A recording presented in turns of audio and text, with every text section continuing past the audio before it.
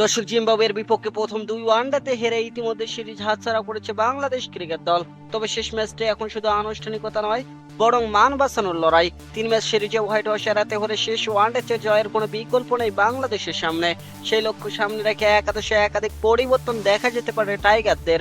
দর্শক, ইনজুরির কারণে মুস্তাফিজুর রহমান ছিটকে যাওয়া, তার জায়গায় স্কোয়াডে যুক্ত হয়েছেন মোহাম্মদ সাইফুদ্দিন। একই সঙ্গে ওপেনিংয়ে পরিবর্তনের সম্ভাবনা রয়েছে। সব হিসাব মিলিয়ে দেখা যাক সিরিজের শেষ ওয়ানডেতে কেমন হতে পারে বাংলাদেশের সেরা একাদশ। ওপেনিংয়ে তানজিদ হাসান তামিমের জায়গা পাকা। গেল ম্যাচে 50 হাঁকানো ওই ব্যাটারকে আবারও বড়সড় দায়িত্ব নিতে হবে। তবে জায়গা হারাতে পারেন আরও ওপেনার সৌম্য সরকার। প্রথম 2 ম্যাচে ব্যাটিং ব্যর্থতার পর টিম ম্যানেজমেন্ট নতুন কাউকে সুযোগ দিতে পারে। তামিমের সঙ্গী হিসেবে দেখা যেতে পারে সাইফ হাসান কিংবা পারভেজ হোসেন ইমনকে। লিটন কুমার দাসের বদলি হিসেবে জায়গা পাওয়া পারভেজ হোসেন ইমন খানিকটা এগিয়ে থাকবেন।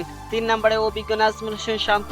এই বাঁহাতি ব্যাটারের কাছ থেকে বড় ইনিংসের প্রত্যাশা থাকবে বাংলাদেশ দলের, যেটা আগে 2 ম্যাচে করে দেখাতে ব্যর্থ হন তিনি। 4 নম্বরে তৌহিদ হৃদয়। মিডল অর্ডারের অন্যতম ভরসা তৌহিদ হৃদয়।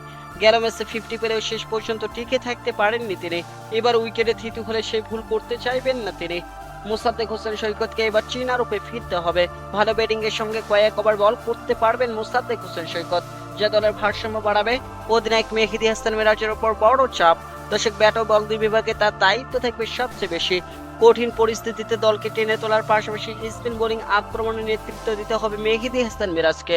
7 নম্বর পজিশনে দেখা যেতে পারে মোহাম্মদ সাইফুদ্দিনকে। চোটের কারণে মুস্তাফিজুর রহমান ছিটকে যাওয়ার পর সুযোগ পেয়েছেন তিনি। শেষ দিকে কার্যকর ব্যাটিং এর পাশাপাশি বোলিং এ গুরুত্বপূর্ণ অবদান রাখতে পারবেন মোহাম্মদ সাইফুদ্দিন। পারভেজ হোসেন ইমন একাদশের সুযোগ পেলে উইকেট রক্ষক হিসেবে থাকবেন নুরুল হাসান সোহান। অভিজ্ঞ এই ক্রিকেটারের কাছ থেকে ফিনিশিং এর পাশাপাশি গ্লাভস হাতে ভালো পারফরমেন্স চাইবে বাংলাদেশ দল। লেগ স্পিনার রিশাদ হোসেনকেও সেরাটা দিতে হবে। মাঝের ওভারে উইকেটে এনে দেওয়ার দায়িত্ব থাকবে তার কাঁধে। পেস আক্রমণে তাসকিন আহমেদ অথবা শরীফুল ইসলাম, যে কোনো একজনকে দেখা যেতে পারে টাইগার একাদশে।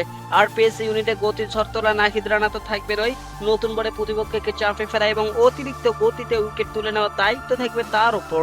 এখন দেখার বিষয় নামে ভাড়া শক্তিশালী এই একাদশ নিয়ে বাংলাদেশ শেষ ওয়ানডেতে ঘুরে দাঁড়াতে পারে কিনা। সিরিজ আর জেতার সুযোগ নেই, তবে একটা জয় অন্তত সফরে আসাটা খানিকটা কমাতে পারে।